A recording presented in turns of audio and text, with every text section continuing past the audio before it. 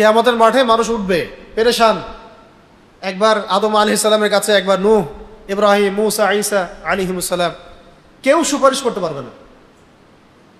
নবী করিম সাল্লাল্লাহু আলাইহি ওয়াসাল্লাম সুপারিশ করবেন এবং তার সুপারিশে বিচার শুরু হবে। আবার তার সুপারিশেই বহু কবিরা গুনাহগার ব্যক্তি জাহান্নাম থেকে জান্নাতে যাবে। আমরা আমাদের নবীজিকে চিনি নাই এখনো।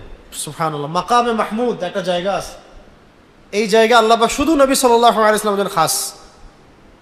মাকামে মাহমুদ, হাউজে কাউসার শুধু নবী সাল্লাল্লাহু আলাইহি ওয়াসাল্লামের জন্য খাস। মানুষ পিপাসায় জর্জরিত, কোথাও পানি নাই, পানি পেতে হলে ওইখানে যেতে হবে। কোথায়? হাউজে কাউসার। আর যে নবীর ব্যাপারে আমরা জানলামই না, চললামও না তার দেখানো পথে, আমাদের চোখের সামনে আমরা বেঁচে থাকতে তাকে গালি দিয়ে চলে গেল মানুষ, তার নবুয়তকে চ্যালেঞ্জ করে মানুষ দাওয়াতের কাজ করলো, আমাদের বেঁচে থাকতে তার সামনে কি মুখ দেখাবেন? নবীজি এই জন্য বলবেন তো, সুহকান সুহকান লিমান গায়্যারা বা'দি, দূর হও আমার সামনে থেকে যারা আমার পরে দিনকে বিকৃত করেছো, যারা আমার পরে দিন ইসলামকে বিকৃত করেছো, দূর হও আমার চোখের সামনে থেকে, দূর হও। সেদিন নবীজি বলবেন এভাবে। নবী সাল্লাল্লাহু আলাইহি ওয়াসাল্লামের সুপারিশ ছাড়া বিচার শুরু হবে না, হাউজে কাউসার পাবে না পানি। আরেকটা মারাত্মক হাদিস আছে, সুন্দর হাদিস, খুব সুন্দর, যে জান্নাতের যে দরজা, এই দরজায় প্রথম যে ব্যক্তি যাবেন তিনি হলেন নবী সাল্লাল্লাহু আলাইহি ওয়াসাল্লাম। তিনি যখন জান্নাতের দরজায় নক করবেন, তখন জান্নাতের ফেরেশতারা, মানে যে রক্ষাকারী ফেরেশতারা, দরজায় যারা থাকবেন, তারা বলবেন যে আপনি কে? তখন নবী সাল্লাল্লাহু আলাইহি ওয়াসাল্লাম বলবেন যে আমি মুহাম্মদ সাল্লাল্লাহু আলাইহি ওয়াসাল্লাম। এবং বলা হবে যে আমাদেরকে আদেশ করা হয়েছিল যে আপনি আসার আগে যেন আমরা দরজা না খুলি। তাহলে সেই নবীর সম্পর্কে আমরা জানি না। পুরো জাতি এখান থেকে অন্ধকারে আছে বেশিরভাগ, যে আসলে আমাদের নবী সাল্লাল্লাহু আলাইহি ওয়াসাল্লাম কেমন ছিলেন, ঠিক আছে, কেমন মানুষ ছিলেন। তা অনেক কথা হয়তো আমি বলবো, কিন্তু এত সুন্দর করে গুছিয়ে হয়তো বলতে পারবো না, এই জন্য বইয়ের মধ্যে লেখা আছে এই কথাগুলো, এই জন্য বলে দিচ্ছি। রাসূলুল্লাহ সাল্লাল্লাহু আলাইহি ওয়াসাল্লাম সবচেয়ে সাহসী ব্যক্তি ছিলেন। কেমন ছিলেন? আমাদের সমাজে এমন বহু এলেমওয়ালা মানুষ আছে, কোরআন হাদিসের এলেমওয়ালা মানুষ আছে, সাহস নাই। যেই ইলম আপনাকে সাহসী বানাইতে পারলো না, সেই ইলম দিয়ে আপনি ধুয়ে পানি খান। আবার অনেক সময় দেখা যায় জেনারেল শিক্ষিত অনেক ছেলে বা মানুষ আছে সমাজে, কোরআন সুন্নাহর জ্ঞান এত বেশি নাই, কিন্তু অনেক সাহসী। আল্লাহ পাক এই ভাইদেরকে কোরআন সুন্নাহর জ্ঞান দান করে। রাসূলুল্লাহ সাল্লাল্লাহু আলাইহি ওয়াসাল্লাম সবচেয়ে সাহসী ছিলেন, সবচেয়ে দূরদর্শী ব্যক্তি ছিলেন। দূরদর্শী মানে যিনি দূর পর্যন্ত চিন্তা করতে পারেন, দেখতে পারেন যে আসলে কি হতে পারে, কি হতে যাচ্ছে। দূরদর্শিতা, দূরদর্শিতা, প্রজ্ঞা, দূরদর্শিতা। যেমন খিদর আলাইহিস সালাম নৌকা ফুটা করে দিয়েছিলেন। কেন? তিনি বুঝতে পারছিলেন নৌকা যদি ঠিক থাকতো তাহলে জলদস্যু নিয়ে চলে যেত। তো বাচ্চা একটাকে হত্যা করে ফেলছিলেন, মনে আছে? এই বাচ্চা বড় হইলে কি হইতো? কাফের হইতো। দেওয়াল নির্মাণ করে দিয়েছিলেন, কিন্তু মূসা আলাইহিস সালাম কিন্তু বুঝতে পারেন নাই। মূসা আলাইহিস সালাম বারবার বলছিলেন যে এটা কেন করলেন, এটা কেন করলেন, এটা কেন করলেন। এই যে খিদর আলাইহিস সালামের দূর পর্যন্ত দেখার যে ক্ষমতা, এটার নাম কি? দূরদর্শিতা। আমাদের নবী সাল্লাল্লাহু আলাইহি ওয়াসাল্লাম অত্যন্ত দূরদর্শী ব্যক্তি ছিলেন এবং বাহাদুর ছিলেন। বাহাদুর ছিলেন। এগুলোর প্রত্যেকটা শব্দের দলিল এবং ঘটনায় ভিতরে কেসসাগুলোতে মজুদ আছে। যেমন হুনাইনের যুদ্ধ হচ্ছিল, ছত্রভঙ্গ হয়ে গেছে সাহাবায়ে কেরাম। হুনাইনের যুদ্ধটা কঠিন যুদ্ধ ছিল, মুসলিমদের সংখ্যা অনেক বেশি ছিল, কিন্তু পরীক্ষায় পড়েছিল মুসলিমরা যুদ্ধের মাঠে। মুসলিমদের সংখ্যা অনেক বেশি ছিল এবং তারা সংখ্যাধিক্যের কারণে একটু গর্ব করছিল যে আজকে তো আমাদের সংখ্যা অনেক বেশি, কে আমাদেরকে হারাবে। আল্লাহ রাব্বুল আলামিন তখন পরীক্ষা করেছে। হুনাইনের যুদ্ধ, কোন যুদ্ধ? হুনাইন। তো যখন সাহাবায়ে কেরাম ছত্রভঙ্গ হয়ে যাচ্ছিলেন, তখন নবী সাল্লাল্লাহু আলাইহি ওয়াসাল্লাম সামনে একা এগিয়ে গিয়েছেন, গিয়ে বলেছেন যে আমি মুহাম্মদ ইবনে আব্দুল মুত্তালিব, আমি নবী এবং আমি মিথ্যাবাদী নই, আমার কাছে সাহাবীরা এসো। জোরে ডাক দিয়েছেন। এবার আব্বাস রাদিয়াল্লাহু আনহু তিনি ডাক দিয়েছেন, আরও কয়েকজন সাহাবী জোরে জোরে ডাক দিয়েছেন। তখন সাহাবায়ে কেরাম আবার ওই নবী সাল্লাল্লাহু আলাইহি ওয়াসাল্লামের কাছে আসছেন। অত্যন্ত সাহসী ছিলেন তিনি, বাহাদুর ছিলেন এবং অধিক পরিমাণে দানশীল ছিলেন, অধিক পরিমাণে দানশীল ছিলেন। যখনই কেউ তার কাছে কিছু চাইতো সঙ্গে সঙ্গে তিনি সেটা দিয়ে দিতেন। যখনই কেউ তার কাছে কিছু চাইতো সঙ্গে সঙ্গে তিনি সেটা দিয়ে দিতেন। মানে তাকে মানুষ খুব আপন মনে করত, যে কেউ তার কাছে গিয়ে তার কষ্টের কথা বলতে পারত। সবাইকে তিনি বুকে টেনে নিতেন, কাউকে ফিরাই দিতেন না, ধাক্কা দিয়ে ফিরাই দিতেন না। এমনকি হাদিসে আমরা এটাও পড়েছি, একবার নবী সাল্লাল্লাহু আলাইহি ওয়াসাল্লাম একটা বাগানে ঢুকলেন পানি পান করার জন্যে মদিনায়। দৌড়ে একটা উট তার কাছে আসছে, উট এসে তার গাটা নবী সাল্লাল্লাহু আলাইহি ওয়াসাল্লামের কাছে, মানে করে না ওই প্রাণীর একটু গা মাথাটা ঘষে, উটটা নবী সাল্লাল্লাহু আলাইহি ওয়াসাল্লামের কাছে এসে রাসূল সাল্লাল্লাহু আলাইহি ওয়াসাল্লামের কাছে তার মানে মাথাটা ঘষা শুরু করলো, কাদা শুরু করলো। মনে হচ্ছে কিছু বলছে, আর মনে হচ্ছে কিছু বলছে, কিছু অভিযোগ করতেছে। একটু পরে নবী সাল্লাল্লাহু আলাইহি ওয়াসাল্লাম বললেন যে এই উটের মালিক কে? এই উটের মালিক কে? তার মালিককে ডেকে আনা হলো। তুমি উটটাকে ঠিক মতো খাইতে দাও না কেন?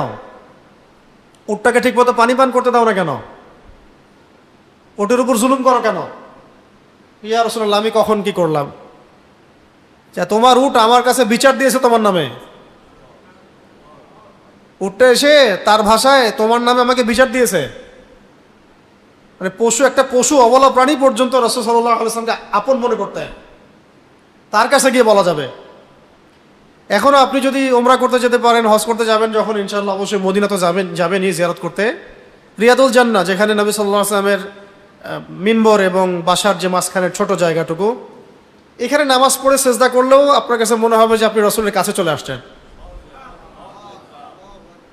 বহু মানুষকে দেখিয়ে মানে অঝোর নয়নে কান্না করতেছে ওখানে, মনে হয় যেন কি আমূল পরিবর্তন তার ভিতরে, সব কষ্ট শেষ, ওখানে রাসূলকে পেয়ে গেছে, দোয়া করছে।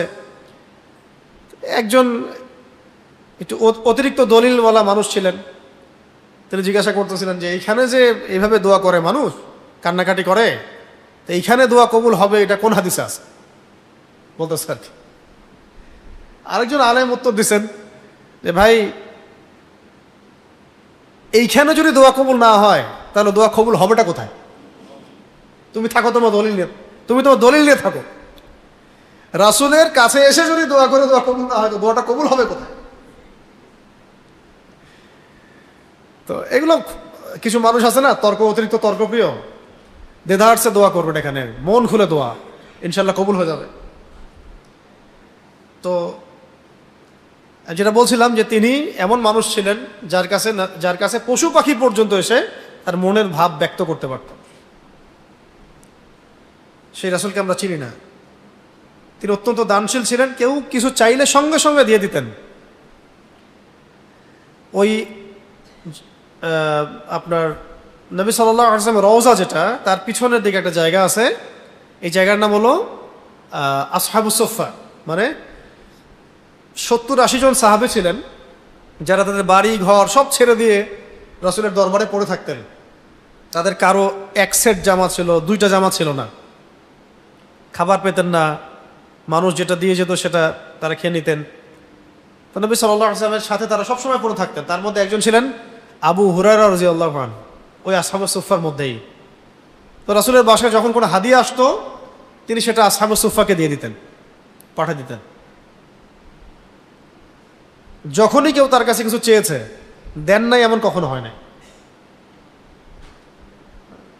কখন এমন হয়েছে যে একজন সাহাবী আসছেন, একজন না, কয়েকজন সাহাবী আসছেন, মুজাহিদ, কোনো সফর থেকে ফিরে আসছেন, যুদ্ধের বর্ম এখনো খোলেন নাই, কিন্তু বোঝা যাচ্ছে যে খুব ক্লান্ত, পরিশ্রান্ত, ক্ষুধা তৃষ্ণায় জর্জরিত। তো নবী সাল্লাল্লাহু আলাইহি ওয়াসাল্লাম বললেন যে আমার বাসায় যাও, আমার স্ত্রীদের কাছে জিজ্ঞাসা করে আসো, কেউ গিয়ে কারো বাসায় কোনো খাবার আছে কিনা। সমস্ত স্ত্রীদের বাসা খুঁজেও একটা খেজুর পাওয়া গেল না,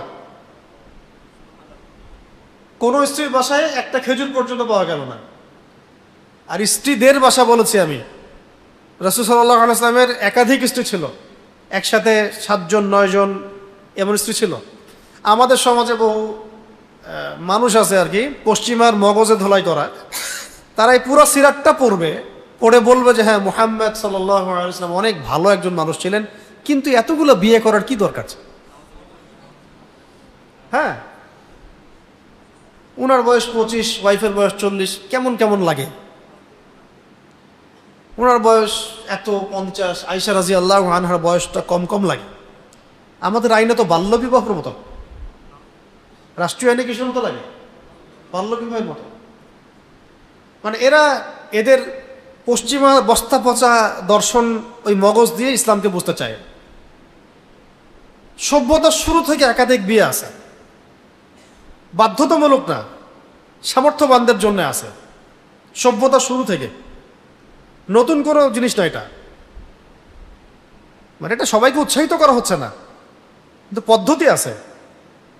যদি কেউ পারে করবে, না পারলে নাই, ফরজ করে বিষয়। রাসূল সাল্লাল্লাহু আলাইহি ওয়াসাল্লামের এটা মানতে পারে না। দেখেন, সব স্ত্রীদের ঘর ঘুরে কোনো খেজুর পাওয়া গেল না, এরকম সব স্ত্রী লাগবে না। এরকম একটা স্ত্রী আপনার যদি থাকে যার ঘরে কোনো খাবার নাই, আপনার সাথে থাকবে এই যুগে? থাকবে এই যুগে মনে হয় আপনার কাছে? এখন তো সব প্রোভাইড করতেছেন, মানে সব দিক থেকে একদম সোনায় সোহাগা করে রাখছেন, তাই অনেক আদর যত্ন হচ্ছে। এরকম যখন সাফারিংসের দিন আসবে তখন বুঝবেন কি আপনার আসল বন্ধু আর কি আসল শত্রু। তার আগে তো বুঝবেন না, কি তার আগে বুঝবেন? আচ্ছা, সব স্ত্রীর ঘর খুঁজে কোনো খাবার পাওয়া যাচ্ছে না। এবার নবী সাল্লাল্লাহু আলাইহি ওয়াসাল্লাম বলছেন যে সাল্লাল্লাহু আলাইহি ওয়াসাল্লাম যে আমার মেহমানদের কে মেহমানদারি করাতে পারবা? একজন সাহাবী দাঁড়ায় বললেন, আনসার সাহাবী, আমি করাবো। ঠিক আছে, তাদেরকে নিয়ে যাও। তো উনি বাসায় নিয়ে গিয়ে দেখেন তার বাসাতেও খাবার নেই, যতটুকু আছে এতটুকু তার সন্তানদের জন্যই রাখা হয়েছে। হ্যাঁ, একজন, এটা দুইটা হাদিস দুই রকম তো, কিন্তু ঘটনার মানে প্যাটার্নটা একই, হাদিস দুটো দুই রকম। একটা বললাম এই জায়েশের কথা, যেখানে কয়েকজন সাহাবী ছিলেন যারা যুদ্ধ থেকে ফিরে আসছেন, খাবার নাই। আর একজন এমনি একজন সাহাবী দাঁড়িয়ে বলছেন, ইয়া রাসূলুল্লাহ আমার খাবার নাই, বাসায় খাবার নাই। তো এখন আমি যেটা বলতেছি এটা এই ব্যক্তির কথা বলছি, যে একক ব্যক্তি, একক সাহাবী। তো এই একজন সাহাবীকে নিয়ে গেলেন আরেকজন সাহাবী, তিনি বাসায় নিয়ে গিয়ে দেখেন তার বাচ্চাদের খাবার ছাড়া অন্য কোনো খাবার নাই। তো স্ত্রীকে বলছেন যে ঠিক আছে, আমি খাইতে বসবো তার সাথে, লাইট অফ করে দিবা, তুমি লাইটটা কি করবা? অফ করে দিবা। লাইট মানে কুপি, এই লাইট না, কুপি অফ করে দিবা। যখন খাবার সময় হবে আমি ভান করবো যে আমি খাচ্ছি। চিন্তা করেন। তো এরকম ঈশার নামাজের পরে বাতি নিভিয়ে দেওয়া হলো, উনি বসেছেন, খাবার ভান করছেন, এদিকে ওই সাহাবী খাচ্ছেন যিনি মেহমান, এদিকে বাচ্চা কাচ্চা কান্নাকাটি করে ঘুমায় গেছে, খাবার পায় নাই। এই ঘটনা আল্লাহ পাকের কাছে এত পছন্দ হয়েছে, এই ঘটনার প্রেক্ষিতে আল্লাহ সূরা হাশরে একটা আয়াত নাজিল করে দিয়েছে, যে যারা নিজেদের নফসের উপরে, নিজেদের চাহিদার উপরেও অন্যকে প্রাধান্য দেয়, তাদের জন্য পুরস্কার আছে। আর ওই যে মুজাহিদ সাহাবীদের কথা বললাম কয়েকজন, ওই সাহাবীদের যে কিছুই নাই, তখন নবী সাল্লাল্লাহু আলাইহি ওয়াসাল্লাম খোঁজ করে খাবার না পাওয়ার পরে সাহাবীদেরকে বললেন যে তোমরা দান করো, তোমরা দান করো, যার যা আছে দান করো। তখন প্রথমে কেউ দান শুরু করলো অল্প কিছু দিয়ে, তারপরে কেউ করতে করতে করতে করতে একটা পুরো স্তূপ হয়ে গেছে দানের, সম্পদের একটা স্তূপ, খাবারের একটা স্তূপ হয়ে গেছে সম্পদের। তো এইটা দৃশ্য দেখে নবী সাল্লাল্লাহু আলাইহি ওয়াসাল্লাম অনেক খুশি লেগেছিল ওই দিন। তখন তিনি একটা হাদিস বলেছিলেন যে কেউ যদি কোনো ভালো কাজ শুরু করে, এরপরে যত মানুষ সেই ভালো কাজটা করবে সমস্ত নেকি ওই ব্যক্তি পাবে। এর যে শানে নজুল হচ্ছে এই ঘটনাটা। তো আমি বলছিলাম যে নবী সাল্লাল্লাহু আলাইহি ওয়াসাল্লাম যে যেটা চাইতো, দান চাইলে নবী সাল্লাল্লাহু আলাইহি ওয়াসাল্লাম দিয়ে দিতেন। তো মাহফিলের মধ্যে এই আলোচনাগুলো বেশি হয় না, দানের আলোচনা। আজকে আমরা মসজিদে করলাম, দেখি কে কি দান করেন। নবী সাল্লাল্লাহু আলাইহি ওয়াসাল্লাম অত্যন্ত ধৈর্যশীল ব্যক্তি ছিলেন। কেমন ছিলেন? ধৈর্যশীল ব্যক্তি ছিলেন এবং ব্যক্তিত্ব সম্পন্ন ছিলেন। সাহাবীরা একবার তাকে বললেন, ইয়া রাসূলুল্লাহ আপনি কাফেরদের বিরুদ্ধে বদদোয়া করেন। তখন নবী সাল্লাল্লাহু আলাইহি ওয়াসাল্লাম বললেন যে আমি রহমত হিসেবে প্রেরিত হয়েছি, বদদোয়া করতে নয়। আমি রহমত হিসেবে প্রেরিত হয়েছি, বদদোয়া করতে নয়। তবে নবী সাল্লাল্লাহু আলাইহি ওয়াসাল্লাম জীবনে কখনো কখনো মানে কাফেরদের বিরুদ্ধে বদদোয়া করেছেন। কখনো কখনো। যেমন মক্কায় যখন তিনি সেজদা করছেন, কাবায় উটের নাড়ি ভুড়ি চাপিয়ে দেওয়া হলো পিঠে। হ্যাঁ, উতবা বিন আবি মুঈত একজন ব্যক্তি ছিল, চাপিয়ে দিছে আর কি। তো অন্য অন্য কাফেররা হাসাহাসি করছিল, তখন নবী সাল্লাল্লাহু আলাইহি ওয়াসাল্লাম একজন একজন করে নাম ধরে ধরে বদদোয়া করেছিলেন। আল্লাহ, এই উতবা, এই শাইবা, এই রাবিআ, এর নাম ধরে ধরে, আশনাক বিন শারিক, এদের সবার ব্যাপারে তুমি ব্যবস্থা নিও। তো এই যাদের নাম ধরে তিনি দোয়া করেছিলেন, বদদোয়া করেছিলেন, তাদের সবার লাশ বদরের যুদ্ধে, বদরের কূপে পাওয়া গেছে, সবগুলো ধ্বংস হয়ে গেছে। এরকম ক্ষেত্র বিশেষে নবী সাল্লাল্লাহু আলাইহি ওয়াসাল্লাম বদদোয়া করেছেন। আমভাবে তিনি কখনো বদদোয়া করতেন আমভাবে। আরেকবার রাজি একটা জায়গা আছে, রাজি, এই রাজিতে 10 জন সাহাবীকে হত্যা করা হয়, শহীদ করা হয় ট্র্যাপে ফেলে। আরেকটা জায়গা ছিল বীরে মাউনা, এই জায়গায় 70 জন সাহাবীকে ট্র্যাপে ফেলে হত্যা করা হয়। 2-3 মাসের ব্যবধানেই। তখন নবী সাল্লাল্লাহু আলাইহি ওয়াসাল্লাম 3 মাস পর্যন্ত বদদোয়া করেছিলেন ওই কওমের বিরুদ্ধে যারা এই কাজটা করেছে। এরকম কিছু ঘটনা আছে, কিন্তু আমভাবে তিনি বদদোয়া করতেন। তার দাঁত মোবারক শহীদ হয়ে গিয়েছিল উহুদের যুদ্ধের দিন, তবুও তিনি তাদের জন্য বদদোয়া করেন নাই, বরং ক্ষমার দোয়া করেছিলেন যে আল্লাহ আমার কওমকে মাফ করে দাও, কারণ তারা জানে না। আমাদের নবী মুহাম্মদ সাল্লাল্লাহু আলাইহি ওয়াসাল্লাম সবচেয়ে লজ্জাশীল ছিলেন। কেমন ছিলেন? লজ্জাশীল ছিলেন। এজন্য তার দৃষ্টি কারো উপর স্থির থাকতো না, মানে লজ্জায় কারো প্রতি তিনি অনেকক্ষণ তাকায় থাকতেন না, মানে চোখ নামায় নিতেন, চোখ সরাই নিতেন। ব্যক্তিগতভাবে তিনি কারো প্রতি প্রতিশোধ গ্রহণ করতেন না, তো আগে বললাম, এবং ব্যক্তিগতভাবে কারো উপর রাগ করে থাকতেন না, বরং ক্ষমাই ছিল তার মাহাত্ম্য। তবে একটা ঘটনা আছে, যে সাহাবী হামজা রাদিয়াল্লাহু আনহুকে শহীদ করেছিল, তার নাম কি? ওয়াহশী।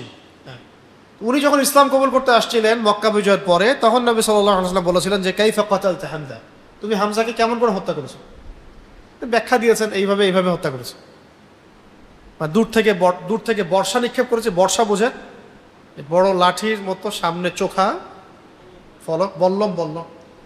তো চিন্তা করা যায়, বল্লম দ্রুত বেগে নিক্ষেপ করেছিল, আর এটা হামজা রাদিয়াল্লাহু আনহুর নাভির নিচে এসে লাগছে, এখানে লাগছে, পিছন দিক দিয়ে বের হয়ে গেছে বল্লম। ওই অবস্থায় তিনি তরবারি নিয়ে মানে তেড়ে আসতে যাচ্ছিলেন ওর দিকে, যে এটা এই বল্লমটা ছুঁড়েছে আর কি ওয়াহশী। এই শাহাদাতটা রাসূল সাল্লাল্লাহু আলাইহি ওয়াসাল্লামকে অনেক কষ্ট দিয়েছেন, অনেক কষ্ট পাইছেন। তার চাচা, আপন চাচা সাইয়্যিদুশ শুহাদা হামজা রাদিয়াল্লাহু আনহু, তিনি যখন শুনলেন এইভাবে হত্যা করেছে, তখন তিনি বললেন যে যদি তোমার চেহারাটাকে আমার থেকে দূরে রাখতে পারো তাহলে সেটাই করো। ইসলাম কবুল করেছে। ইসলাম কবুল করার পরে বলেছেন যদি সারা জীবন তুমি তোমার চেহারাটাকে আমার থেকে দূরে রাখতে পারো তাহলে সেটাই করো, আমার সামনে আসিও। রাগ। আবার নবী সাল্লাল্লাহু আলাইহি ওয়াসাল্লাম যখন রাগ করতেন, তার রাগ সহজে থামানো যাইত না, যতক্ষণ না তিনি আল্লাহর হুদুদ কায়েম করতেন, মানে আল্লাহর বিধান কায়েম করতেন। তো আসলে এটা আমি বলে বোঝাতে পারবো না, চেষ্টা করতেছি। এই যে এখানে এটা লেখাও আছে যে তিনি আমভাবে কারো উপর রাগ করতেন না, বরং ক্ষমাই ছিল তার মাহাত্ম্য। কিন্তু আল্লাহর বিধানের উপরে কেউ হাত উঠালে তিনি রাগান্বিত হতেন, আল্লাহর বিধান লঙ্ঘন করলে তিনি রাগান্বিত হতেন। আর তিনি যখন রাগ করতেন তখন তার সামনে দাঁড়ানোর সাহস কেউ পেত না। তিনি যখন রাগ করতেন তার সামনে দাঁড়ানোর সাহস কেউ পেত না। আমাদের রাসূল সাল্লাল্লাহু আলাইহি ওয়াসাল্লাম এমন ব্যক্তি ছিলেন, যখন তার সামনে 2টা কাজের মধ্যে যে কোনো একটা বেছে নেওয়ার কথা বলা হতো, তিনি উম্মার জন্য যেটা সহজ সেটা বেছে নিতেন, আমাদের জন্য যেটা সহজ সেটা বেছে নিতেন। অনেকদিন তিনি বলেছেন যে আমার মন চায় প্রত্যেক নামাজের আগেই মেসওয়াক করতে বলি, তোমাদের উপর কষ্ট হবে তাই বলি না। নামাজ যেটা আমরা পড়ি, নবী সাল্লাল্লাহু আলাইহি ওয়াসাল্লাম 3 রাত পড়েছিলেন। এরপরে আশঙ্কা করছিলেন যে ফরজ হয়ে না যায়, সবাই যেহেতু পিছনে দাঁড়িয়ে যাচ্ছে, আল্লাহ পাক যদি ফরজ করে দেন তাহলে কষ্ট হবে হয়তো উম্মার, আরও এক তো নামাজ বেড়ে গেল। এই জন্য তিনি চতুর্থ রাত্রে বের হন নাই। মানে আমাদের জন্য যেন সহজ হয় এই জন্যে তিনটা করেননি। এটা নফল বা সুন্নাহ হয়ে আছে আমাদের জন্য। এরকম তিনি উম্মার জন্য যেটা সহজ সেটা বেছে নিতেন। আচ্ছা, এরপরে নবী করিম সাল্লাল্লাহু আলাইহি ওয়াসাল্লাম কখনো কখনো কোনো খাবারের দোষ খুঁজে বের করেন নাই। নবী সাল্লাল্লাহু আলাইহি ওয়াসাল্লাম কখনো কোনো খাবারের দোষ খুঁজে বের করেন নাই। আজকে আপনি বড় করে মেহমানদারি করেন, বিয়ে শাদী ইত্যাদি আয়োজন করেন, মানুষ এসে খাবে, তারপরে বলবে যে তরকারিটা ভালো হয় নাই, হ্যাঁ, আইটেমগুলো কম হয়ে গেছে। সুবহানাল্লাহ। তিনি পছন্দ হলে খাবার খেতেন, পছন্দ না হলে ছেড়ে দিতেন, দোষ ত্রুটি বর্ণনা করতেন না। আর নবী করিম সাল্লাল্লাহু আলাইহি ওয়াসাল্লাম কখনো হেলান দিয়ে, ঠেস দিয়ে, হেলান দিয়ে বসে খাবার খান নাই। নিচে দস্তরে বসতেন আর কি। আমাদের বসতে হয় অনেক সময়, নবী সাল্লাল্লাহু আলাইহি ওয়াসাল্লাম কখনো এইভাবে বসে খাবার খান। বরং তিনি তো চাটাইয়ের মধ্যে ঘুমিয়েছেন, চাটাইয়ের মধ্যে। আপনারা যদি মদিনা যেতে পারেন, যাওয়ার নিয়াত করবেন, আল্লাহ তৌফিক দাতা। ওখানে মিউজিয়াম যেগুলো এখন করা হয়েছে, এখানে এক্সিবিশন হয়, এক্সিবিশন আছে। তো এক্সিবিশনের মধ্যে রাসূল সাল্লাল্লাহু আলাইহি ওয়াসাল্লামের সময় তার বাসাটা যেমন ছিল ওই আদলের কিছু এক্সিবিশন ওখানে আছে। হ্যাঁ, একবার উমর রাদিয়াল্লাহু আনহু তার কামরায় এসে দেখলেন নবী সাল্লাল্লাহু আলাইহি ওয়াসাল্লাম এই খেজুরের চাটাইয়ের উপরে শুয়ে আছেন, খেজুরের চাটাইয়ের উপরে শুয়ে আছেন ফ্লোরে, এবং তার পিঠের মধ্যে দাগ হয়ে গেছে খেজুরের চাটাইয়ের। এটা দেখে উমর রাদিয়াল্লাহু আনহু অঝর নয়নে কান্না করলেন, ইয়া রাসূলুল্লাহ, পারস্যের রাজা, রোমান সম্রাট, এরা কত লাক্সারিয়াস লাইফ লিড করে, আপনি আল্লাহর রাসূল, আপনি তো আল্লাহর কাছে দোয়া করতে পারেন, আল্লাহ যেন আপনাকে এরকম স্বাচ্ছন্দ্য দেন। তখন নবী সাল্লাল্লাহু আলাইহি ওয়াসাল্লাম ওই কথাটা বলেছিলেন যে ওই ব্যক্তির সাথে দুনিয়ার কি তাল্লুক, ওই ব্যক্তির সাথে দুনিয়ার কি সম্পর্ক, যে ব্যক্তি দুনিয়াতে মুসাফির, এখানে গাছের ছায়ায় বসেছে রেস্ট নিতে, এখানে তো থাকতে আসিনি আমি। আজকে সেই রাসূলের উম্মাহ আমরা, আমাদের বিলাসিতার তো শেষ নাই। বাঙালি আপনারা কতটুকু বিলাসিতা করেন, আরবে গিয়ে দেখেন বিলাসিতা কাকে বলে। আরবে যারা যাওয়া আসা করেন তারা দেন বিলাসিতা কাকে বলে, খাবার অপচয় কাকে বলে, খাবার অপচয় কাকে বলে। মানে রমজান মাসে যে পরিমাণ খাবার অপচয় হয়, এই খাবার দিয়ে আমার মনে হয় 1 বছর গাজাবাসীকে খাওয়ানো যাবে, গাজাবাসীকে 1 বছর খাওয়ানো যাবে। অপচয় কাকে বলে, বিলাসিতা কাকে বলে। আবুধাবি, কাতার, কুয়েত, গলফ কান্ট্রিগুলো, হিজাজ, সৌদি আরব, এখন এগুলো যান, গিয়ে দেখেন সব পশ্চিমাদের আদর্শ, পশ্চিমাদের ধাঁচে সব।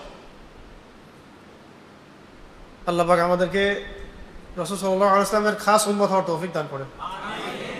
এবার শোনেন, রাসূলুল্লাহ সাল্লাল্লাহু আলাইহি ওয়াসাল্লাম কখনো পাতলা রুটি খান নাই। আমরা যে রুটি খাই, সুন্দর সুন্দর রুটি, আমাদের নবী সাল্লাল্লাহু আলাইহি ওয়াসাল্লাম এগুলো কখনো খান নাই। খান নাই মানে খেতে পারেন নাই। নবী হওয়ার পরে অবস্থা এমন ছিল যে সবসময় এগুলো বাসায় থাকতো না, তো মাঝে মাঝে হাদিয়া আসতো। খেজুরের সঙ্গে কাকড়ি বা খরবুজ এগুলো মিশিয়ে খেতেন। খেজুরের সাথে কাকড়ি বলতে শশা জাতীয়, আর খরবুজ মানে তরমুজ জাতীয়, এগুলো মিশিয়ে তিনি খেতেন। কখনো 3 মাস চলে যাইতো, 3টা চাঁদ উঠতো, ঘরের মধ্যে চুলা জ্বলে নাই। একটা চাঁদ চলে যাচ্ছে, আরেকটা চাঁদ আসতেছে, ঘরে চুলা জ্বলে নাই। আম্মাজান আয়েশা রাদিয়াল্লাহু আনহাকে সাহাবায়ে কেরাম জিজ্ঞাসা করতেন, আম্মাজান আপনারা কি কি খেয়ে থাকতেন? তিনি বলতেন যে খেজুর ভিজিয়ে রাখা হতো রাতের বেলা, ওই পানি সকালবেলা আমরা খেতাম। আমরা পারবো? আর আমাদের আহাল পরিবার এগুলো সফর করতে পারবে? এই যে এখানে হাদিস আসছে যে আবু হুরায়রা রাদিয়াল্লাহু আনহু থেকে বর্ণিত, রাসূলুল্লাহ সাল্লাল্লাহু আলাইহি ওয়াসাল্লাম এমন অবস্থায় পৃথিবী থেকে বিদায় নিয়েছেন, আমাদের নবীজি এমন অবস্থায় পৃথিবী থেকে বিদায় নিয়েছেন যে তিনি এবং তার পরিবারের কেউই পেট ভরে জবের রুটিও খায় নাই। এমন অবস্থায় তিনি ইন্তেকাল করেছেন। এমনকি রাসূলুল্লাহ সাল্লাল্লাহু আলাইহি ওয়াসাল্লামের ঘরের লোকদের এমন 2 মাস কেটে গেছে যে তাদের চুলায় আগুন জ্বলে নাই, এটাকে যেটা বললাম। শুধু খুরমা আর পানি পান করে তারা জীবন পার করতেন। ইসলামের সাথে বিদেশের সম্পর্ক নেই। আরো শোনেন, নবী করিম সাল্লাল্লাহু আলাইহি ওয়াসাল্লাম নিজের জুতা নিজেই সেলাই করতেন, কোনো কাজকে ছোট মনে করতেন না। দুই জাহানের বাদশা, মাকামে মাহমুদ যার, আওয়াজে কাউসার যার, ফিরদাউসে যাবেন যিনি, নিজের জুতা নিজেই সেলাই করতেন। সে আমাদের সামান্য একটু ক্ষমতা পাইলেই তাকে চিনা যায় না, গায়ে হাতি দেওয়া যাবে না। আল্লাহ বোঝার তৌফিক দান করেন। নিজের কাপড়ে নিজে তালি দিতেন, নিজের কাপড়ে নিজে তালি দিতেন এবং পরিবারের কাজে সহযোগিতা করতেন, পরিবারের কাজে সহযোগিতা করতেন। তিনি অসুস্থ ব্যক্তিদেরকে দেখতে যেতেন এবং খোঁজ খবর নিতেন। যে কেউ তাকে দাওয়াত করত তিনি দাওয়াত কবুল করতেন, সে গরিব হোক অথবা ধনী হোক, ধনী বা গরিব যেই তাকে দাওয়াত করত নবী সাল্লাল্লাহু আলাইহি ওয়াসাল্লাম দাওয়াত কবুল করতেন। গরিব নিঃস্ব বলে কারো দাওয়াতকে অবজ্ঞা করতেন না, বুঝতে পারছেন? গরিব এবং নিঃস্ব বলে কারো দাওয়াতকে অবজ্ঞা করতেন না। আবার আবার মানে গরিব নিঃস্ব বলে কারো দাওয়াতকে অবজ্ঞা করতেন না, আবার বিশাল সাম্রাজ্যের রাজা এই ভয়ও কাউকে করতেন না, বুঝতে পারছেন? মানে এক ভাই ধরেন যে খুবই ছোট একটা জব করে, ধরেন যে সেলুনে কাজ করে বা জুতা সেলাই করে, এরকম কোনো ব্যক্তি আমাদেরকে দাওয়াত করলো, আপনাকে দাওয়াত করলো, তিনি দাওয়াত কবুল করতেন, মানে আমরা দাওয়াত কবুল করব। অনেক বড় কোনো রাজা, বাদশাহ, প্রেসিডেন্ট, প্রভাবশালী, সে দাওয়াত করেছে, এই জন্য তাকে যে ভয় করতে হবে, সমীহ করতে হবে, এমনটা তিনি করতেন। মানে সবাইকে সমানভাবে রাখেন, ঠিক আছে? শব্দটা এভাবে আসছে, গরিব নিঃস্ব বলে নবী সাল্লাল্লাহু আলাইহি ওয়াসাল্লাম কাউকে অবজ্ঞা করতেন না, আবার কোন রাজার বিশাল সাম্রাজ্যের ভয়ও তিনি করতেন না। কোন বিশাল রাজার সাম্রাজ্যের ভয়ও করতেন না। আমাদের তো সুবহানাল্লাহ এখন অনেক জ্ঞান, তো মাশাআল্লাহ, ছোটখাটো তাগুত যারা, তারা একটু নাড়া দিলেই আব্বা আব্বা ডাকা শুরু করে। অনেক জ্ঞান তো, কোরআন সুন্নাহ অনেক জ্ঞান, অনেক বড় বড় লকব আলকব টাইটেল, তো সামান্য একটু হুমকি ধামকি দিলেই খুতবা বন্ধ হয়ে যায়। স্টেজে উঠে একটা ধমক দিলে বক্তব্য বিষয় চেঞ্জ হয়ে যায়। নবী করিম সাল্লাল্লাহু আলাইহি ওয়াসাল্লাম কোনো প্রভাবশালী রাজাকেও কখনো ভয় করতেন। তার সাহাবীরা করতেন, মনে করছেন?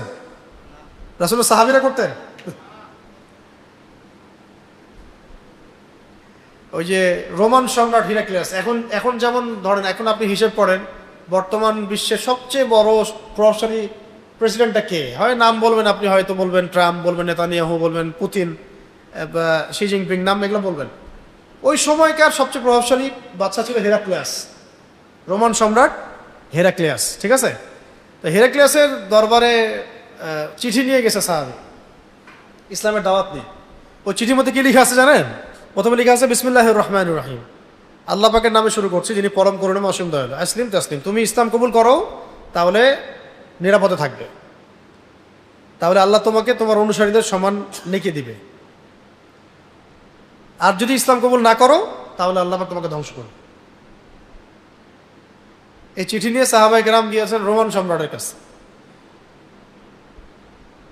কেমন কলিজা মনে করছে, রোমান সম্রাটের সামনে দিয়ে দাও। এখন জাতিসংঘে গিয়ে আমাদের নেতারা বলতে পারবে লা ইলাহা ইল্লাল্লাহ, আল্লাহ ছাড়া কোনো ইলাহ নাই, তোমাদের এই সমস্ত যে মানব রচিত বিধিবিধানগুলো এগুলোকে আমরা মানি না, কুফরি করি এগুলো, আর বললে ওর দেশ থাকবে?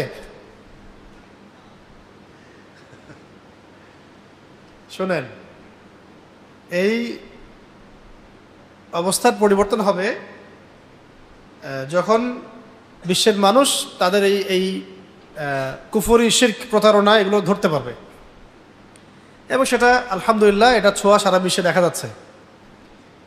এমন দিন বেশি দূরে নয় যেদিন এই কাঠামোগুলোর কোনো অস্তিত্ব থাকবে না, ইনশাআল্লাহ, ইনশাআল্লাহ। আচ্ছা, এবার শর্ট করে দিই, অনেক দেরি হচ্ছে। নবী করিম সাল্লাল্লাহু আলাইহি ওয়াসাল্লাম মোটা কাপড় পরতেন। কেমন কাপড় পরতেন? মোটা কাপড় পরতেন। একটা কথা বলা হয় নাই, তিনি গরিব কাউকে অবজ্ঞা করতেন না, আবার কোনো রাজার বিশাল সাম্রাজ্যের ভয় করতেন না। তিনি তার বাহনের পিছনে কোনো দাসকে বসাতেও দ্বিধা করতেন না, কোনো দাসকে বসাতে দ্বিধা করতেন না। রাসূলুল্লাহ সাল্লাল্লাহু আলাইহি ওয়াসাল্লাম মোটা কাপড় পরতেন, সেলাই করা জুতা পরতেন এবং সাদা কাপড় বেশি পছন্দ করতেন। সাদা কাপড় বেশি পছন্দ করতেন। অধিক পরিমাণে আল্লাহর জিকির করতেন। সব সময় তিনি আল্লাহর জিকির করতেন, সব সময়, চলতে ফিরতে সব সময় আল্লাহর জিকির করতেন। এই জন্য আমাদের কাজ হবে প্রত্যেকটা কাজের শুরুতে যে দোয়াগুলো আছে এগুলো মুখস্থ করা, ঠিক আছে? সকাল সন্ধ্যার জিকিরগুলো মুখস্থ করা। এছাড়াও সারাদিন রাত চলতে ফিরতে সুবহানাল্লাহ, আলহামদুলিল্লাহ, আস্তাগফিরুল্লাহ, লা ইলাহা ইল্লাল্লাহ এগুলো বলতে থাকে। যে যত বেশি আল্লাহর জিকির করে তার দিল তত নরম থাকে, শান্তিতে থাকে, কলবের মধ্যে নূর আসে, নূর পয়দা হয়। এবং নবী সাল্লাল্লাহু আলাইহি ওয়াসাল্লাম অনর্থক কথাবার্তা এবং কাজ এড়িয়ে চলতেন। যে কাজে কোনো ফায়দা নাই, দুনিয়াবি ফায়দাও নাই, দিনের তো ফায়দা নাই, এরকম কোনো কাজ নবী সাল্লাল্লাহু আলাইহি ওয়াসাল্লাম করতেন না। ফায়দা আছে কিনা এটা দেখে কাজ করতেন, ঠিক আছে? এবার আসেন, নবী করিম সাল্লাল্লাহু আলাইহি ওয়াসাল্লাম নামাজ দীর্ঘ করতেন। মুসল্লি পালায় যাবে আমার পিছন থেকে দীর্ঘ করলে নামাজ। এবং খুতবা সংক্ষিপ্ত করতেন। খুতবা কি করতেন? সংক্ষিপ্ত করতেন, নামাজ লম্বা করতেন। এখন নামাজ হবে একদম সংক্ষিপ্ত, খুতবা হবে 2 ঘন্টা। আমাদেরকে মাঝে মাঝে বলে, ভাই আমাদের প্রোগ্রামে আসতে হবে, বেশি না 8টার সময় থেকে 11টা পর্যন্ত আলোচনা করলে। ভাই 3 ঘন্টা কেন করতে হবে? এটা হলে জনগণকে বোঝানো যায় না। যেটা মূল কথা, এটা তো মূল কথা তো অল্প, 1 ঘন্টা যথেষ্ট নাকি? আধা ঘন্টা 1 ঘন্টা যথেষ্ট। তো একটা কথা মনে পড়ে গেল, বলে দেই। সম্ভবত আব্দুল্লাহ বিন মাসউদ বা আব্দুল্লাহ বিন আব্বাস, দুজনের একজন, আমার মনে পড়তেছে না এখন, রাদিয়াল্লাহু আনহু আজমাইন। তারা বলেছিলেন যে কখন তোমরা বুঝবা যে এটা মানে অজ্ঞদের জেনারেশন চলে আসছে, মানে অজ্ঞদের প্রজন্ম চলতেছে, কখন বুঝবো তোমরা? অন্যরা জিজ্ঞাসা করছেন, আপনারাই বলেন কখন বুঝবো? তারা বলতেন, যখন দেখবা যে জুমার নামাজে বা জুমার নামাজ খুব সংক্ষিপ্ত হচ্ছে আর খুতবা অনেক লম্বা হচ্ছে, তো বুঝে নিবা যে এটা হচ্ছে অজ্ঞদের যুগ চলতেছে, জাহেলদের যুগ চলতেছে। যখন দেখবা নামাজ হচ্ছে কি খুব সংক্ষিপ্ত, খুতবা হচ্ছে অনেক লম্বা, তো বুঝবা এটা জাহেলদের যুগ চলতেছে। যখন দেখবা যে খুতবা সংক্ষিপ্ত হচ্ছে, নামাজ লম্বা হচ্ছে, বুঝবা এটা আলেমদের যুগ চলতেছে। কেন? কারণ শ্রোতারা যখন সবাই আলেম, তখন তো বিস্তারিত ব্যাখ্যা করে সব বোঝানোর প্রয়োজন নাই। মূল কথাগুলো বলে দিলে আপনারা ধরে ফেলতে পারবেন, যেহেতু ওই বিষয়টা পড়া আছে আপনার। এই কিতাবটা যদি আপনাদের সবার পড়া থাকে এবং পরের মাসে যদি আমি আসি ইনশাআল্লাহ, তাহলে এত কথা বলতে হবে না আপনাকে। আপনি পয়েন্ট বললেই বুঝতে পারবো, আচ্ছা ওইটা ওই জায়গায় ছিল, ওটা ওই জায়গায় ছিল, পারবেন না? সিম্পল। এরকম যখন আলেমদের যুগ, তখন সবাই তো ঘরে ঘরে আলেম, কোরআন হাদিস পড়তেছে, তখন খুতবা লম্বা করার তো প্রয়োজন নাই, মূল কথা অল্প বললেই হয়। তো নবী করিম সাল্লাল্লাহু আলাইহি ওয়াসাল্লাম খুতবা সংক্ষিপ্ত করতেন, নামাজকে দীর্ঘ করতেন। দাস বা এই জাতীয় লোকদের সঙ্গে চলাফেরা করতেও তিনি দ্বিধা সংকোচ বোধ করতেন না। আজকে আমাদের ইগোতে লাগে না অনেকের? নবী সাল্লাল্লাহু আলাইহি ওয়াসাল্লামের এরকম কোনো দ্বিধা সংকোচ তিনি বোধ করতেন না। আর কয়েক লাইন আছে। নবী সাল্লাল্লাহু আলাইহি ওয়াসাল্লাম খুবই সুগন্ধি পছন্দ করতেন, আতর, খুশবু, সুগন্ধি এগুলো পছন্দ করতেন। এমনকি নবী সাল্লাল্লাহু আলাইহি ওয়াসাল্লাম নিজের গায়ের মধ্যে একটা মিশকাম্বারের ঘ্রাণ ছিল। তার যে ঘাম হতো, এই ঘাম সাহাবায়ে কেরাম বোতলে ভরে রাখতেন এবং এটাকে আতর হিসাবে ইউজ করতেন। নবী করিম সাল্লাল্লাহু আলাইহি ওয়াসাল্লামের ঘাম মোবারক থেকেও সুঘ্রাণ বের হতো। ওযু করার পরে তিনি যে পানিটা রেখে দিতেন অবশিষ্ট, এই পানি নিয়ে সাহাবায়ে কেরাম কারাকারি করতেন, ওই পানি গায়ে হাত পায়ে মাখতেন বরকতের জন্য। একজন রাষ্ট্রদূত আসছিল খোঁজ নিতে, নবী সাল্লাল্লাহু আলাইহি ওয়াসাল্লাম সম্পর্কে খোঁজ খবর নিতে। তো ও গিয়ে বলছে যে আমি এমন মানুষ জীবনে কখনো দেখি নাই, আমি তো অনেক বড় বড় রাজা বাদশাদের দরবারে গেছি, মানে এইরকম এরকম মানুষ, এরকম নেতা আমি কখনো দেখি নাই, যিনি একটা থুতু ফেললে তার সঙ্গী সাথীরা সেই থুতুকে নিয়ে গায়ে মাখা শুরু করে। আমি বললাম না আমরা আমাদের নবীজিকে চিনি না। আমি যত কথাই বলি এত এর চেয়ে বেশি তাসির হবে আপনারা মদিনায় যাবেন। সামর্থ্য হলে মদিনায় যাবেন, সামর্থ্য না হলে টাকা জমাবেন মদিনা যাওয়ার জন্য। হারামাইনে যাবেন, মক্কা মদিনায়। আমি আপনাকে রিয়াদে যাইতে বলতেছি না, ওখানে গিয়ে ঘুরবেন ফিরবেন এগুলো কথা বলতেছি না। মক্কা মদিনার কথা বলছে, সব জায়গার অবস্থা তো এক না। মদিনায় যাবেন, রাসূলুল্লাহ সাল্লাল্লাহু আলাইহি ওয়াসাল্লাম রওজা জিয়ারত করবেন, সালাম দিবেন, সিরাত পড়বেন। পাশে দেখবেন হাজার হাজার সাহাবায়ে কেরামের কবর আছে, কারো কবরের কোনো চিহ্ন পাবেন না। আপনি জিয়ারত করবেন, ঘুরে আসবেন। বদরের মাঠ দেখতে যাবেন, উহুদের প্রান্তর দেখতে যাবেন, ঘুরবেন। এবং যারা সিরাত পড়ে জিয়ারত করতে যাবেন তারা যে তৃপ্তিটা পাবেন, যে অনুভূতিটা পাবেন, যে সিরাত পড়ে যায় নাই সেই তৃপ্তি পাবেন হয়তো না। সিরাত পড়ে যাবেন, তারপরে আপনি বুঝতে পারবেন যে আসলে কেমন ছিল ওই দিনগুলা। বুঝতে পারছি?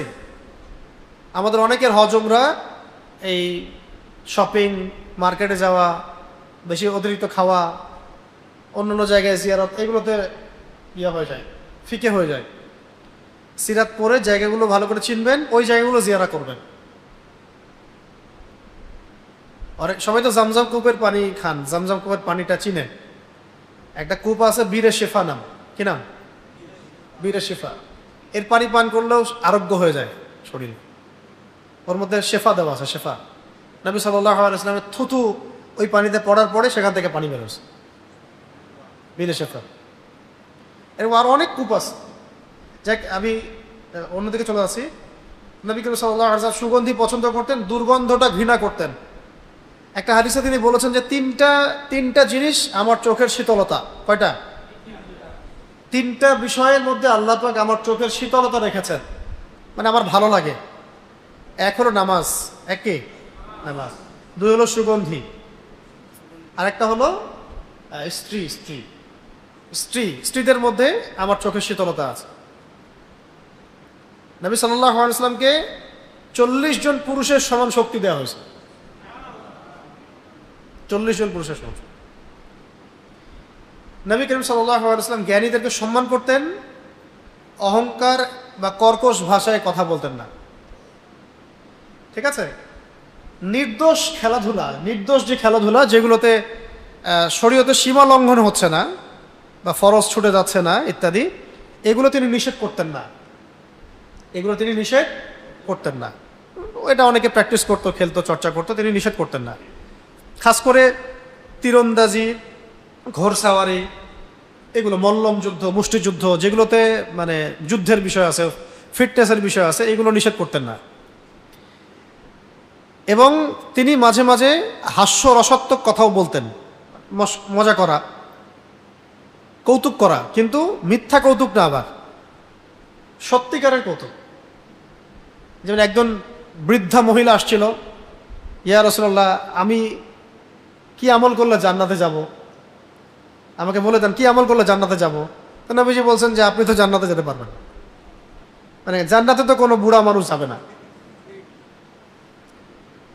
হ্যাঁ, তো উনি খুব মন খারাপ করছে, আমি জান্নাতে যেতে পারবো না, কেমন করে?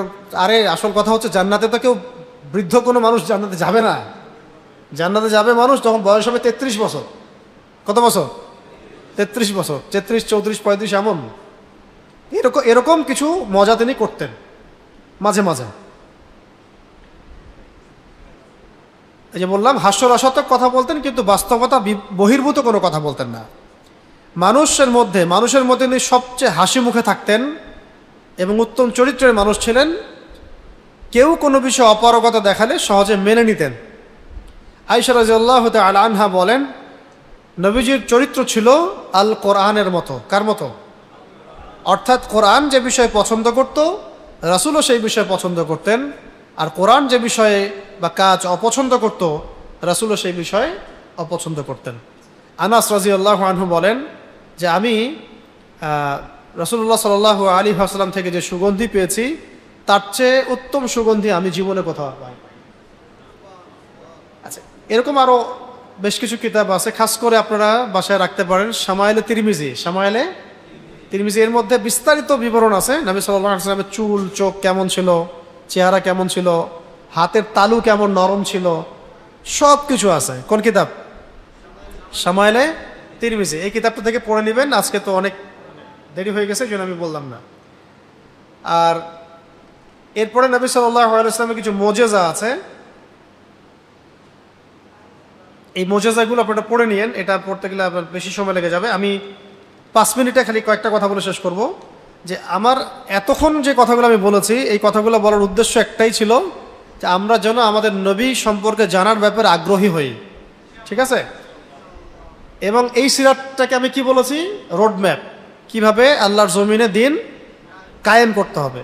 তো সংক্ষিপ্তভাবে যদি বলতে চাই 5 মিনিটে 10 মিনিটের মধ্যে, তাহলে আপনারা এটা পড়বেন যখন, তখন দেখবেন প্রথমে নবী সাল্লাল্লাহু আলাইহি ওয়াসাল্লাম একা ছিলেন। কয়জন? তিনি যে সমাজের মধ্যে ছিলেন, ওই সমাজের মানুষ মূর্তি পূজা করত। আপনার সমাজ এমন করে? আচ্ছা, সরাসরি করে না, কিন্তু অন্য শিরক তো আছে। ওই সমাজের মানুষগুলা সুদ খাইত। কোন সমাজ? ওই যে আইয়ামে জাহেলিয়াতে। আপনার আমার সমাজে আছে না? ওই সমাজের মানুষগুলো জিনা, ব্যভিচার, এই ধর্ষণ টর্ষণ খুব বেশি হইতো। এখন হয় না? ওই সময় মানুষগুলা মদ খাইতো বেশি, এখন খায়। ওই সময় মানুষগুলো গোত্রীয় হানাহানি, দ্বন্দ্ব, এগুলো কলহতে লিপ্ত ছিল, এখন নাই। এটাকে আইয়ামে জাহিলিয়াত বলে। ওই রকম একটা জায়গায় নবী সাল্লাল্লাহু আলাইহি ওয়াসাল্লাম তিনি নবী হলেন। সুবহানাল্লাহ। কিন্তু নবী হওয়ার আগেও তিনি কখনো এই জাহিলিয়াতগুলোর সাথে জড়ান নাই, আপোষ করেন নাই। আগেও কোনো গুনাহ করেন নাই, পরেও কোনো গুনাহ নাই, মাসুম মানুষ, নিষ্পাপ। এবার তিনি একা, প্রথমে ওহী আসলো। ওহী মানে কি? আল্লাহর পক্ষ থেকে প্রত্যাদেশ। কোন সূরা নাজিল হয়েছে? সূরা আলাক। কোন সূরা? সূরা আলাকের প্রথম 5 আয়াত। কয় আয়াত? ইকরা বিসমি রাব্বিকাল্লাযী খালাক, এখান থেকে। এবারে যে কোরআন নাজিল হলো, এটার অর্থ হচ্ছে যে এই যে জাহেলিয়াতের সমাজটা আছে, এই সমাজটাকে আপনি নিজের মস্তিষ্ক প্রসূত বিদ্যা বুদ্ধি দিয়ে পরিবর্তন করতে পারবেন না। এটাকে পরিবর্তন করতে হলে, বিপ্লব ঘটাতে হলে আল্লাহর পক্ষ থেকে কোনো বিধানের দরকার আছে, সেটা হলো কোরআন। এবার কোরআন পেয়ে নবী সাল্লাল্লাহু আলাইহি ওয়াসাল্লাম দাওয়াতের কাজ শুরু করলেন। প্রথমে দাওয়াত দিলেন স্ত্রীকে, কাছের মানুষদেরকে, আবু বকর সিদ্দিক, ওসমান রাদিয়াল্লাহু আনহু, আলী ইবনে আবি তালেব, যায়েদ বিন হারেসা। আস্তে আস্তে সাহাবায়ে কেরাম ইসলাম কবুল করা শুরু করলেন। এক কথায় প্রথম 3 বছর তিনি গোপনে দাওয়াত দিলেন। কত বছর? আবার বলেন, প্রথম কত বছর? কেমন করে দাওয়াত দিলেন? গোপনে। তো এভাবে সাহাবীদের সংখ্যা বাড়তে লাগলো। 20 জন, 30 জন, 40, 50, এই করতে করতে 80, 100-র মতো সাহাবী হলেন। রোডম্যাপ বুঝুন, রোডম্যাপ, কিভাবে দিন কায়েম করতে হবে, ঠিক আছে? আচ্ছা, এরপরে প্রকাশ্যে দাওয়াত দেওয়া শুরু হলো 4র্থ বছর থেকে। একদম প্রকাশ্যে, যে এখন আমরা যেমন দাওয়াত দিচ্ছি প্রকাশ্যে, খোলামেলায়, প্রকাশ্যে দাওয়াত। বাংলাদেশে গোপন দাওয়াতের কোনো প্রেক্ষাপট নাই। কি আছে? প্রকাশ্যে দাওয়াত। প্রেক্ষাপট আছে জাহিলিয়াতের। যে জাহিলিয়াতগুলো আমাদের এখানে আছে, এগুলো আইয়ামে জাহিলিয়াতেও ছিল, কিন্তু প্রকাশ্যভাবে এই জাহিলিয়াতগুলোর বিরুদ্ধে বলা হচ্ছে না সব জায়গা থেকে, বা যথেষ্ট হচ্ছে না। এবার প্রকাশ্যের দাওয়াত যখন শুরু হলো, তখন কনফ্লিক্ট শুরু হলো, হক আর বাতিলের দ্বন্দ্ব। কেউ মেনে নেয়, কেউ নেয় না, কেউ আগ্রহ দেখায়, কেউ ভয় পায়, কেউ অত্যাচার করে, কেউ বন্ধু হয়ে যাচ্ছে, কেউ শত্রু হয়ে যাচ্ছে। এবং কাফেররা, খাস করে মুশরিক যারা ছিল, আবু জেহেলের যারা অনুসারী, এরা সবাই নবী সাল্লাল্লাহু আলাইহি ওয়াসাল্লাম এবং সাহাবায়ে কেরামকে এমন কোনো নির্যাতন নাই যেটা করলো না। শারীরিক নির্যাতন, মানসিক নির্যাতন, অর্থনৈতিক নির্যাতন, সামাজিক বয়কট, এমন কোনো নির্যাতন নাই যা করা হয় না। তার মানে দাওয়াতের কাজ করতে শুরু করলে এগুলো আসবেই। হ্যাঁ, আচ্ছা, আশাটা ভালো, আশাটা লক্ষণ যে আপনি হকের উপর আছেন, নবীর সুন্নাহ। এরপরে সাহাবায়ে কেরাম ওখানে টিকতে পারলেন না, নবী সাল্লাল্লাহু আলাইহি ওয়াসাল্লাম পাঠালেন আবিসিনিয়াতে, বাদশাহ নাজাশির কাছে, যেটাকে আমরা হাবাসা বলি, ইথিওপিয়া, ইরিত্রিয়া। তারপরে নবীজি গেলেন তায়েফে। তায়েফের মানুষ কি করলো? ইসলাম কবুল করেছে, রক্তাক্ত করেছে। আবার নবীজি মক্কায় ফিরে আসলেন। ওই বছর ওর আগে 3 বছর ওই বয়কট করা হয়েছে সামাজিকভাবে। 3 বছর সামাজিকভাবে বয়কট করা হয়েছে। তারপরে আবার আমুল হুজন মানে কষ্টের বছর। 1 বছরে চাচা আবু তালেব ইন্তেকাল করলেন, কয়েকদিন পরে খাদিজা রাদিয়াল্লাহু আনহাও ইন্তেকাল করলেন। এরপরে হলো মেরাজ। কি হলো এরপরে? মেরাজ। মানে যখন চতুর্দিক থেকে নবী সাল্লাল্লাহু আলাইহি ওয়াসাল্লাম মনক্ষুণ্ণ, কোণঠাসা, একাকিত্ব ফিল করছেন, কষ্টে, আল্লাহ পাক নিজের কাছে নিয়ে নিলেন, আসো, কিসের কষ্ট, আমার কাছে আসো। সব নিদর্শন আল্লাহ পাক দেখালেন। এমনকি আল্লাহ পাক এত নৈকট্য দিয়েছেন, মানে কাছাকাছি নিয়ে আসছেন, নিচে ওহী করলেন 50 ওয়াক্ত নামাজ, পরে 5 ওয়াক্ত হলো। সূরা বাকারার শেষের আয়াতগুলো আল্লাহ পাক বলে দিলেন যে তোমার উম্মতের কেউ যদি শিরক না করে মারা যায়, আর জান্নাতে যাবে ইনশাল্লাহ, জান্নাতে যাবে। জান্নাত জাহান্নাম আল্লাহ পাক ঘোরালেন। তিনি পুরো মনস্তাত্ত্বিকভাবে একদম কি হলেন, চ্যান এবং সুকুনের মধ্যে চলে আসে। এবার টার্নিং পয়েন্ট। এবার মেরাজ শেষ হওয়ার পরেই আনসারি সাহাবীরা আসলেন ইসলাম কবুল করতে। আনসারি সাহাবী মানে মদিনা থেকে সাহাবীরা আসলেন। তো মদিনা থেকে সাহাবীরা আসলেন, ইসলাম কবুল করলেন, মদিনা চলে গেলেন। পরের বছর 12 জন, তারপরের বছর 70-75 জন।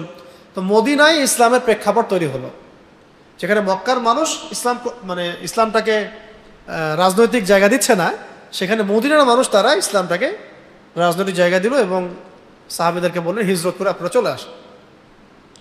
তা নবী করিম সাল্লাল্লাহু আলাইহি ওয়াসাল্লাম সাহাবীদেরকে নিয়ে চলে গেলেন মদিনায়। এই যে মদিনায় যাওয়া হলো, এই মদিনাতে ইসলামের রাষ্ট্রটা কায়েম হল। মক্কা প্রথম ইসলামিক রাষ্ট্র না। প্রথম ইসলামিক রাষ্ট্র কোনটা? মদিনা। ওখানকার সাহাবীদের নাম আনসার সাহাবী, আওস ও খাজরাজ গোত্রের। মুহাজির সাহাবীরা ওখানে গেলেন, ভ্রাতৃত্বের বন্ধন হলো। ওখানে ইহুদিরা ছিল, মদিনা সনদ হলো। এরপরে এই যে মক্কার মানুষরা জুলুম করা শুরু করলো, তখন বদরের যুদ্ধ হলো। তো বদরের যুদ্ধের আগেও কিছু ছোট ছোট সারিয়া হয়েছে, তবে বদর যুদ্ধ হচ্ছে বড় যুদ্ধ প্রথম। তো বদরে তো তারা পরাজিত হলো। উহুদের যুদ্ধে আবার আসলো, সেখানেও প্রায় পরাজিত হয়ে গেছিল, কিন্তু আমাদের একটা ছোট্ট ভুলের কারণে আমরা সাময়িকভাবে বিপর্যস্ত হলাম। তারপরে খন্দকের যুদ্ধ হলো। এইভাবে করতে করতে প্রায় 70 থেকে 80টা যুদ্ধ হয়েছে। কতগুলা? গাজওয়া সারিয়া মিলে আরো বেশি, 80-এরও বেশি সশস্ত্র যুদ্ধের মধ্য দিয়ে পরবর্তীতে মক্কা বিজয়। মানে হিজরতের আগ পর্যন্ত শুধু দাওয়াত আর তাবলীগ হয়েছে। ভালো করে বুঝেন, হিজরতের আগ পর্যন্ত কি হয়েছে? শুধু দাওয়াত তাবলীগ, তরবিয়ত, তালিম, তরবিয়ত, দাওয়াত, তাবলীগ, এগুলো চলেছে। আর যখন তখন কি হলো? দাওয়াতের সাথে সাথে জিহাদ, দাওয়াতের সাথে সাথে একদম সশস্ত্র যুদ্ধ। তখন দাওয়াত এবং জিহাদের মধ্য দিয়ে মাত্র 7 থেকে 8 বছরের ব্যবধানে আবার মক্কাটা বিজয় হল। শুধু মক্কা না, মক্কা বিজয় থেকে শুরু করে আশপাশের আরও যে অঞ্চলগুলো ছিল, এগুলোও মুসলিমদের দখলে চলে আসে। এরপর থেকে ইসলাম আর থেমে থাকে নাই। প্রায় 1000 বছর, 1200 বছর এইভাবেই দাওয়াত আর জিহাদের মধ্য দিয়ে ইসলাম প্রায় অর্ধেক বিশ্ব পর্যন্ত শাসন করছে। বাকি যে 100 বছর থেকে 200 বছর থেকে প্রেক্ষাপটটা ভিন্ন। আমরা এখন আমেরিকাকে আব্বা ডাকি, কি বুঝছেন? ওকে তো টাইমই দিত না তখন। নাসারা, রোমদের সভ্যতা, পারস্যের সভ্যতা, একে তো মুসলমানরা সময়ই দেয় নাই, টাইমই দেয় নাই, হিসেবেই ধরে নাই। এই পারস্যদের সাথে যুদ্ধ হয়েছে, কাদেসিয়ার যুদ্ধ, মারাত্মক যুদ্ধ হয়েছে কাদেসিয়া যুদ্ধ। অনেক সাহাবী, প্রায় 8000 সাহাবী শহীদ হয়েছেন, 8000 কাদেসিয়া যুদ্ধে। ওরা বড় বড় হাতি নিয়ে আসছিল যুদ্ধ করতে। ওই সময় হাতি ছিল না সবার কাছে। সাহাবীদের এমন জজবা ছিল যে সাদ বিন আবি ওয়াক্কাস রাদিয়াল্লাহু আনহুর নেতৃত্বে কয়েকজন সাহাবী ওই হাতির পিঠে উঠে গেছে, উঠে বর্ষা দিয়ে হাতির 2 চোখ ফুটা করে ফেলছে। কাউকে ভয় পায়নি সাহাবীরা, মুসলমানরা কাউকে সময় দিত না, ভয় পাইতে না। যুদ্ধ হচ্ছে, বড় বড় হাতি দৌড়াচ্ছে, সাহাবায়ে কেরাম বর্ষা নিয়ে হাতির চোখ ফুটা করে ফেলছে। চিন্তা করেন। তো এবং সাহাবীরা প্রশিক্ষিত ছিলেন।